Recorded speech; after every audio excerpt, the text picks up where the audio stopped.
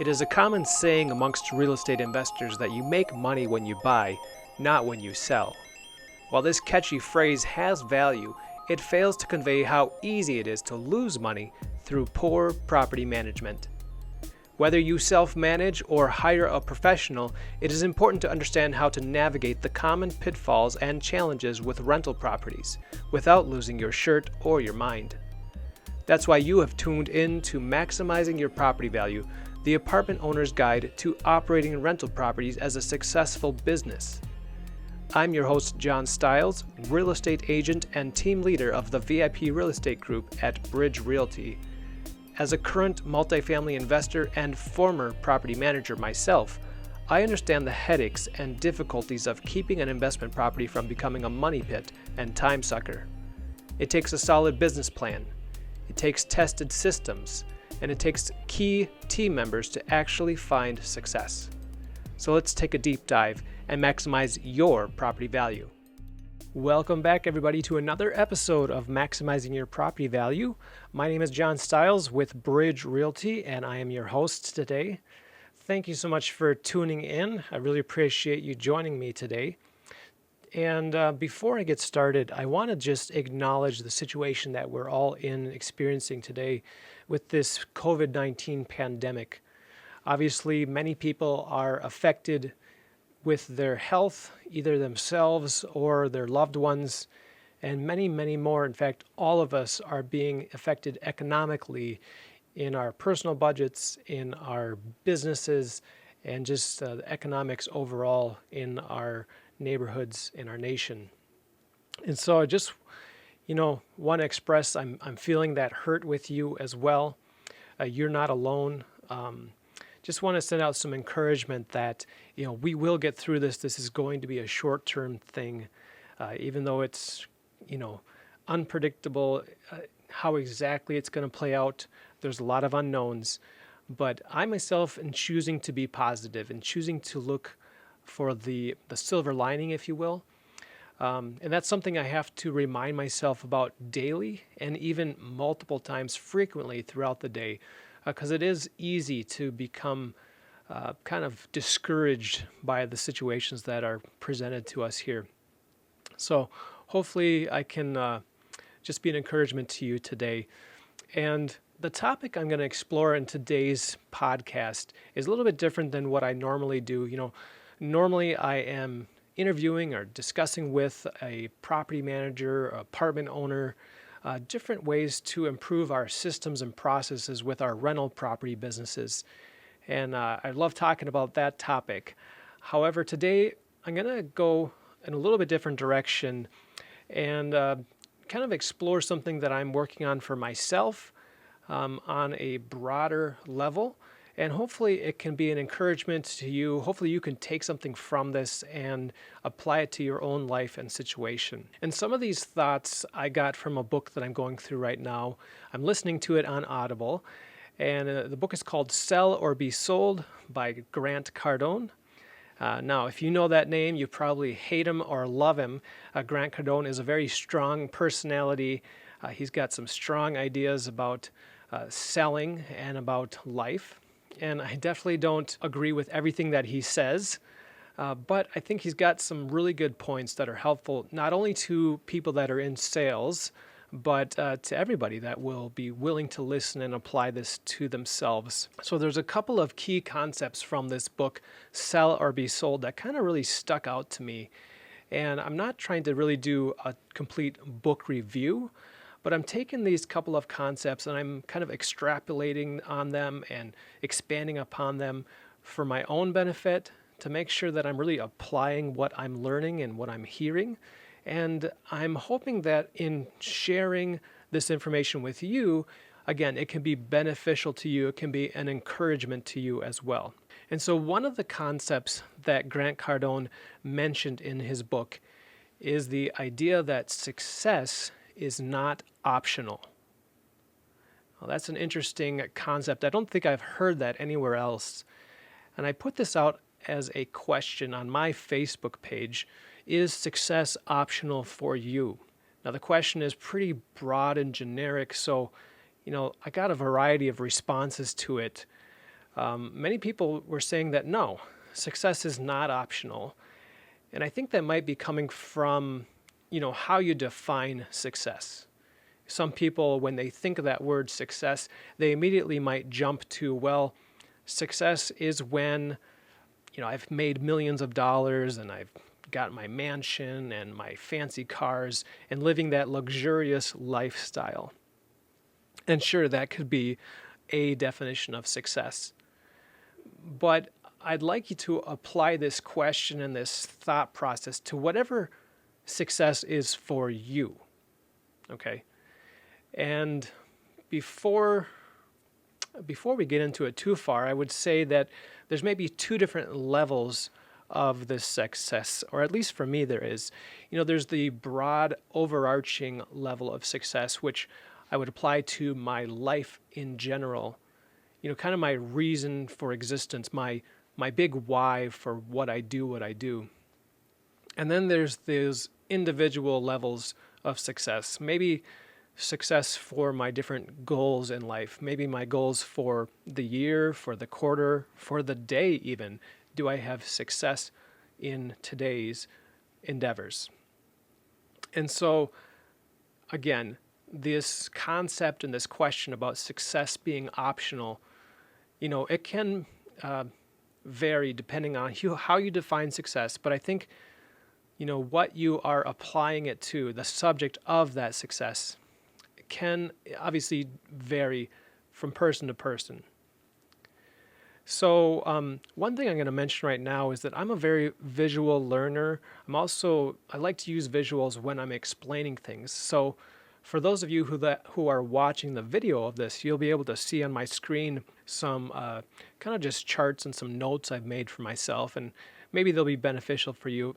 If you're just listening to this, you could probably get by without seeing the visuals. But, if this whole topic that I'm talking about today really resonates for you and with you, then go ahead and take a look at the video version as well. So right now I'm going to switch over to my screen here. And here we have the main topic of today's success is not optional. And first of all, what we're going to do is define success. And again, Grant Cardone says that success is my moral and spiritual obligation. Again, very strong wording about this idea of success. And that might, put some people off and just, you might be turned off to that. But I'd like you to just kind of run with it for just a moment. I know for me, when I think about my main reason for existence, I personally believe that there is a God and that I was created by God for a purpose. So just bear with me right now, even if you don't follow those same beliefs.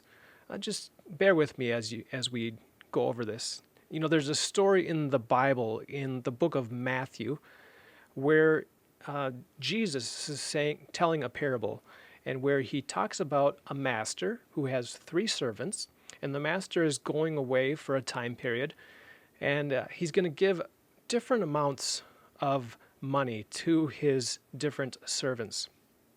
And in the story, they refer to this money as talents. That's the term they use for the money. And so each person is given a different amount, and upon the master's return, he asks for an account of how that money was invested, what was done with it. And the first 2 servants, they had done different things to invest the money, and they had actually doubled the money. The 3rd servant, he knew that his master demanded a lot, and he didn't want to risk losing that money. So he buried his talent. He buried his investment. And he was able to give back the full amount that he started with to his master, but it didn't grow at all compared to his fellow servants. And so the concept or the idea, the lesson from this story is that God expects us to use what we have been entrusted with and, improve upon it and to invest it. So I myself apply this not only to my money, but my time, my abilities, my gifts, my health, whatever God has given me. I think that it's my responsibility to invest that for his purposes. So again, getting a little bit personal here, I believe that God has a purpose for my life. I believe that in part, my purpose is to promote God's glory. In part, my purpose in life is to provide and care for my family.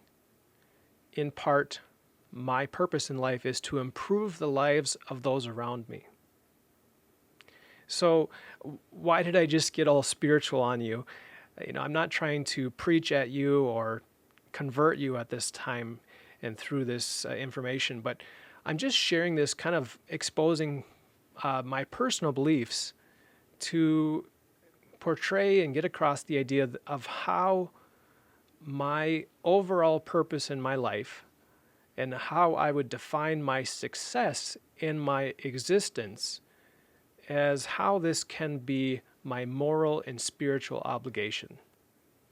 So when Grant Cardone mentioned this, now I don't think that he and I are completely aligned on our belief in God, but I don't know him very well, and I don't go to him for my spiritual training. But when he talked about this, it kind of resonated with me as I look at my purpose for existing in life. So another thing that Grant Cardone talked about when he talked about success is he said it shouldn't be optional, just like oxygen is not optional.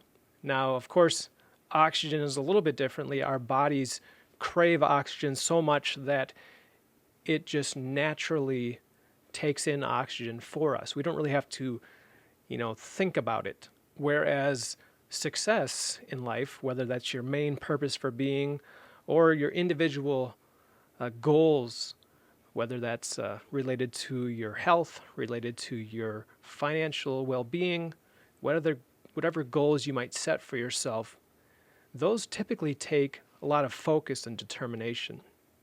So I do think the analogy to craving oxygen is a little bit different. It's not a perfect analogy. However, it does have some value there. If I don't take in oxygen, I will die. If I do not reach success, then that means I have not taken my responsibility and my obligations and my goals seriously enough. I have not fulfilled my purpose for existing.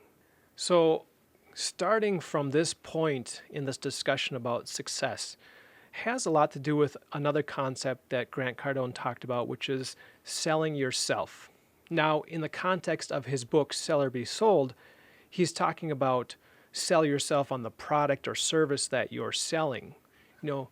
For example, if somebody's selling car insurance, have they purchased that car insurance themselves in order to test out the product and make sure that they really believe it's a great product that they should be selling other consumers?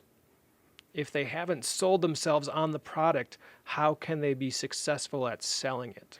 So for me, I'm applying this to my reason for existing and my individual goals that I'll be setting for myself, that I do set for myself. And I think it's really important to sell yourself that these goals and reasons are really important. This is again called our big why. A lot of people talk about that when you go to self-help seminars or different investing seminars. What is your big why for existence? So this idea of selling yourself, I think it applies here because you have to believe that the goals that you set, whether that's for the day, for the week, for the quarter, for the year, you have to believe that they're really worth it. Make sure that you count the cost that is necessary to achieve that goal when you set the goal, and that you're convinced that it's worth that cost. Make sure that you have the commitment to go through those difficulties in order to achieve the goal. Otherwise, it's not really worth setting those goals and measuring your success on that subject. And I think that's why a lot of people don't find success in their goals or their life, because they're not really committed and they haven't counted the cost. So that's kind of an overarching concept of why Grant Cardone thinks that success should not be optional. So if you've agreed with me so far, then I've laid out a couple of different steps. Actually, I've put together 7 steps to achieving success. And now this is not intended to be completely exhaustive.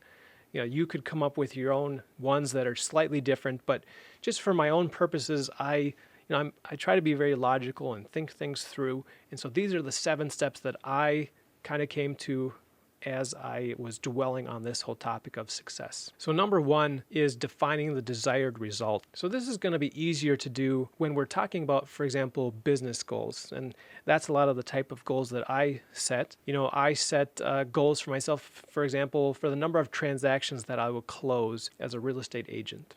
These really specific definitions of the result are a bit more difficult if we're talking about, for example, a relationship, or maybe about these grand life purpose goals. They're a little bit more hard to define numerically, but still, to the best of your ability, define the desired result and be smart about it. Now, this pulls on something else that was outside of the book, having SMART goals, being specific, measurable, achievable, realistic, and time-bound. So I've already mentioned a lot about this idea about being specific.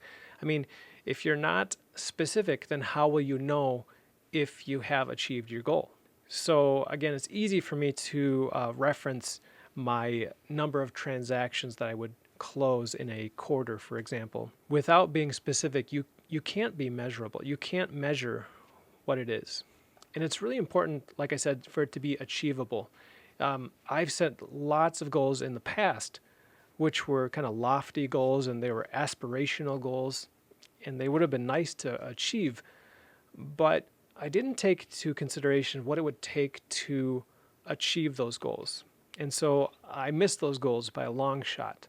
And it was because I didn't really understand what would be necessary to get there. So again, that's related to being realistic. And time-bound is really important, because if you just say, I want to, for example, sell 10 properties, well, you could definitely reach that goal if you've got no time constraints on it. So in order for the goal to be smart and for you to know that you've reached success in that goal, it has to be time constrained or time bound. And I just reminded about the idea, if you aim for nothing, you'll be sure to hit it. Some people, they just don't like to have goals. So what's the point?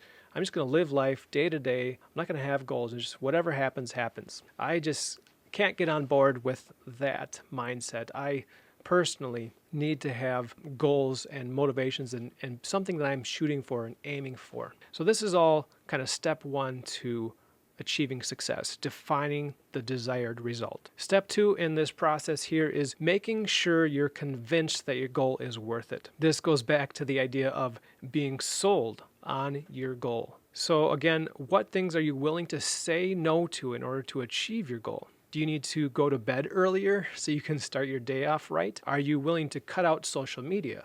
Are you willing to cut out your TV time? Are you willing to cut out your junk food? What things could be getting in the way of you achieving your goals? And are you willing to make those sacrifices in order to achieve them? That's a really important step if you really want to achieve success. Okay, so number 3 on my steps to achieving success is detailing the individual steps leading to the desired result. Now, in the world of sales, we have something called key performance indicators. And those are different numbers that we can track that will show us how we're progressing towards our goals. And there's things within these KPIs, key performance indicators, that some are called leading indicators and some are called lagging indicators. Typically, your leading indicators are ones that you have control over. Those are ones that you can do something about. And your lagging indicators are kind of results. Those are numbers you can track often, but they're not ones that you have direct control over.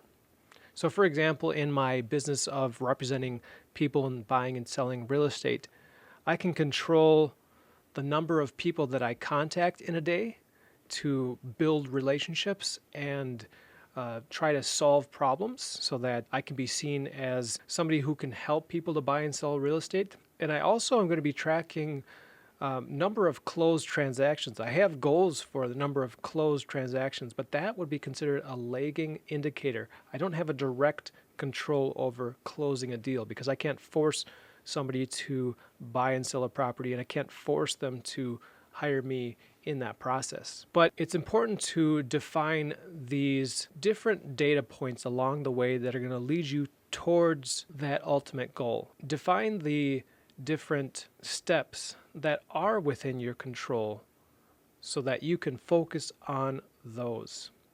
Again, as I talked about earlier, it's important that these are SMART. They're specific, measurable, achievable, realistic, and time-bound. Typically, your success is made of several small achievements. So again, in the example of closing a real estate transaction, if I close one transaction, that can be success, but there were several small steps along the way, whether that was making contact with a prospect, and then going to a meeting with that person, and then signing a contract with that person. These are the steps that build on each other in order to get to that ultimate result. And sometimes there's steps that they don't necessarily build on each other, but they're simply repetitive, things that you need to do over and over so that you can get to that next spot. So for example, if you are trying to lose weight or you're trying to build muscles, maybe it's not doing one thing and then the other,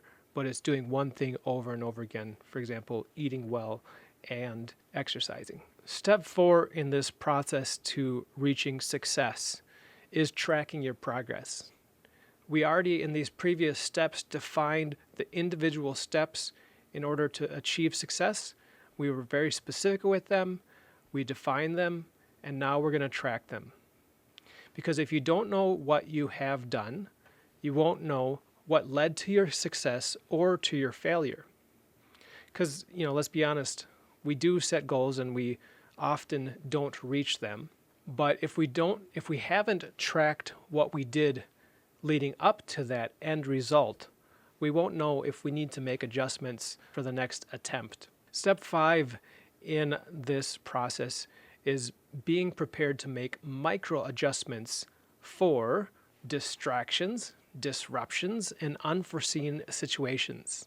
For me, the analogy that came to mind was a football player who is running down the field, and he's got his goal of reaching the end zone. And of course, in between him and the end zone are multiple other people who are doing all they can to get in his way and take him down. These are the distractions in our lives. It's social media. It's food that looks good or tastes good but might not be good for us. It's watching a show on TV or Netflix when we should be spending our time doing something else. It's being distracted with something like that when we should be spending time with our kids. So there's lots of things that get in our way, but how are we going to make adjustments and spin one way or start running a different direction still towards the goal, away from those distractions? One thing that can be really helpful with this is to define the excuses that could come up along the way and then figure out how you're going to respond to them specifically. So if you can write out the potential excuses, or in sales we call these objections, and how are we going to handle those objections? And then sometimes a disruption might come from out of the blue, something that we did not expect. For example, maybe a global pandemic that shuts down the economy for weeks on end, and nobody knows when it's going to end. That would be a huge disruption in many of our goals. So now is a good time to take pause, reevaluate our commitment to that end result, to that success. Are we really committed to it? And what sacrifices are we willing to make to achieve that? What adjustments do we need to make? Sometimes these individual goals do need to be given up in order to achieve the greater goal. So I have the goal of providing for my family because I believe that's part of my ultimate purpose for being. And related to that is being successful in my business and selling real estate, but also in providing for my family, that's emotional provision, that's spiritual guidance. And those things will take precedence over some of the financial provisions potentially. So I'm just kind of speaking off the cuff there, and you can see that there's things that need to be changed as things develop, but then just reevaluating what those main priorities are.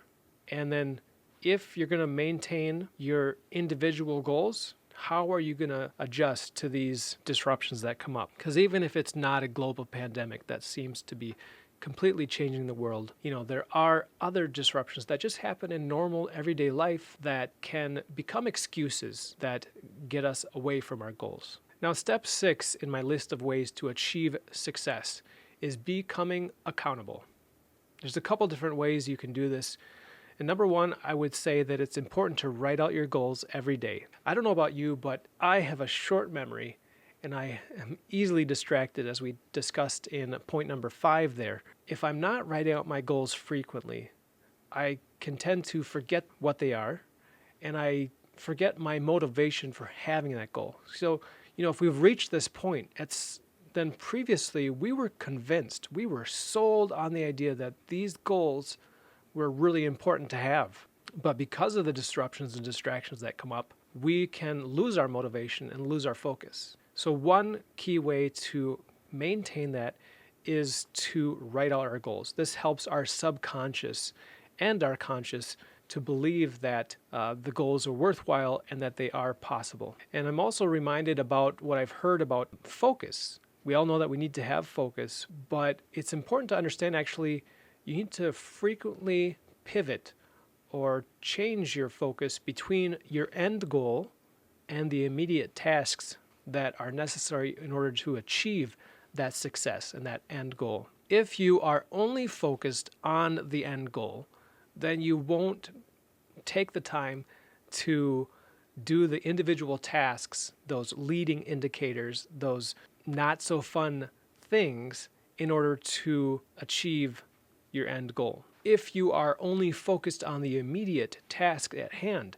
it's easy to lose sight of the end goal and why you're doing what you're doing. Now, there's a couple other ways to have accountability. Of course, you could have an accountability partner or a group.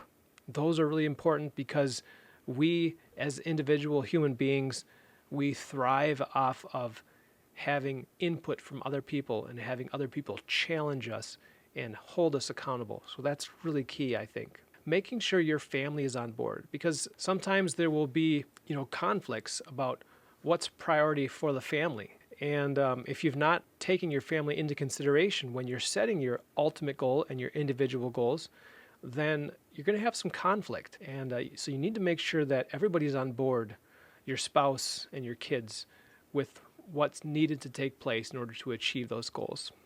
And that was one little topic that Grant Cardone also expounded upon in his book. And another thing is to make your goals public. Now, this can be a really big challenge for some people. I mean, if you make your goals public, you run the risk of people judging you. Either your goals are set too high and, why are you trying to do that? Just relax. Don't be so hard on yourself. Or maybe your goals are set so low, other people might think that and they might judge you for that. But I think it's important to think and remember that, most people are not judging you. Most people don't even care about what is going on there. They're all, just focused in on themselves typically. And so if you're really concerned about judgment from other people, I would encourage you not to be. People that are judging you, they're not worth paying attention to anyways. But the benefit of making your goals public is that it allows people to hold you accountable, like this whole topic is about. People can ask you, are you reaching your goals? You have kind of a social pressure. It can be a healthy social pressure to achieve your goals once you've set them out into the open, into the public where people can know about them. So I'll just be vulnerable with you right now. My goal for quarter number 2 of 2020 is to have 4 transactions in my real estate business, and that would be a sales volume of $1,250,000. And I have this broken down. I'm kind of glancing off to the side because I have my goals written down and they are up on my wall right over here. And, if you're not in real estate, those numbers might not mean anything to you, and that's fine. Again, I run the risk that some people are going to look at those and say, wow, that's not much. That's all you're doing? And other people will say, wow, that's a lot. And I think going into this quarter two with the pandemic going on, I think it's a lot for me in my situation. But I'm putting it out there. I've written it down. I'm looking at it on a daily basis, and I'm putting it out there in the world to know that this is my goal.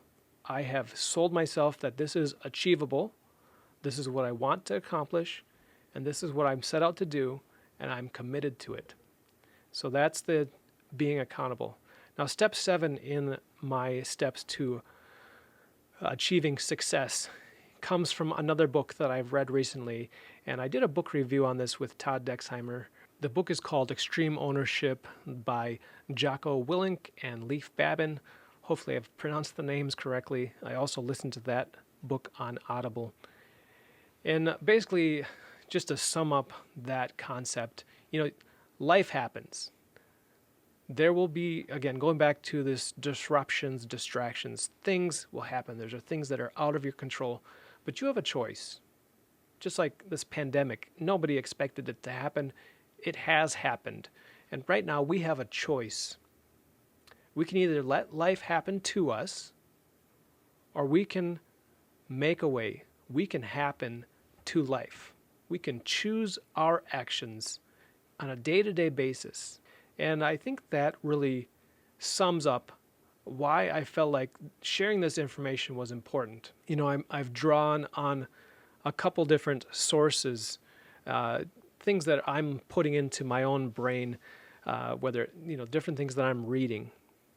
The topic of success, the topic of making smart goals, the topic of taking extreme ownership. And going back to what I mentioned earlier about having a range of emotions when it comes to observing what's going on in our world and in our economy. I can let this whole thing happen and potentially ruin my business, ruin my life, ruin my relationships. I mean, we hear about increased divorce filings from people spending more time together, which for me, that's just mind-boggling because I happen to love my wife and enjoy being with her. But again, I can either let the circumstances that are going on in my life to affect me, or I can make choices on a daily basis to affect my life and affect those around me. Going back again to my ultimate purpose in my life, to improve the lives of those around me, to bring glory to God, to provide for my family. And that, because I'm sold on this overarching goal of my life, that can motivate me to focus on the day-to-day tasks so that I can achieve those individual goals for my business, for my life, for my relationships. So, if you have stayed with me till the end of this monologue, hey, I appreciate you. I'm just kind of being real with you. I'm being open with you and sharing my thoughts on this topic. Again, I hope that it is beneficial to you. I hope that you were able to take something from it and apply it to your own life, to your own business. And if that is the case, let me know. Comment below or send me a message. I'm pretty easily found on social media. And I appreciate you all tuning in. Make it a great day. Make the best out of today that you can. And all the best to you. We'll see you next time. Thanks for tuning in to Maximizing Your Property Value, the apartment owner's guide to operating rental properties as a successful business. If you're considering scaling up, downsizing, or right-sizing your real estate investment portfolio, it's important to know how to determine your property's value in today's market. That's why I've put together a free ebook for you called How to Calculate Your Investment Property's Value. To get your copy, go to www.realestatestyles.com/value. Now, if you found any value in today's show, be sure to subscribe to our email newsletter, YouTube channel, and podcast through your favorite podcast player. All the links are in the show notes. And would you do me a big favor? Help me get the word out about this show by sharing with your friends on Facebook and LinkedIn. And lastly, we appreciate your 5-star rating on iTunes. I really appreciate you and wish you the best in your real estate investing career. Signing off, I'm John Stiles with Bridge Realty. Make it a great day.